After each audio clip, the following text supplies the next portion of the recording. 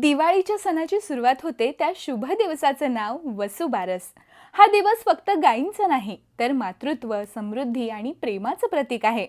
आजच्या दिवशी गायी आणि वासरांना स्नान घालून हळद कुंकू लावलं जातं. फुलांच्या माळा घालून त्यांची मनापासून पूजा केली जाते. त्यांना गूळ, हरभरा, तृण आणि गोड पदार्थ अर्पण केले जातात. ऋग्वेदात म्हटलं आहे की गावो विश्वस्त मातरहा. गाई म्हणजे संपूर्ण जगाची माता आणि पद्मपुराणात तिला कामधेनू म्हणजेच इच्छापूर्ती करणारी गाय असं म्हटलं आहे.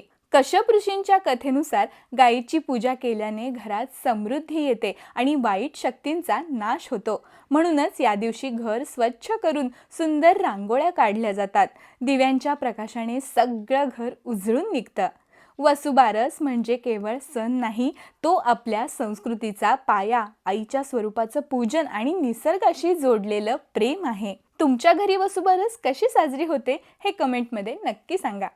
अशाच धार्मिक, पौराणिक कथा आणि माहितीसाठी श्री युवाच्या या आपल्या पेजला फॉलो करायला विसरू नका.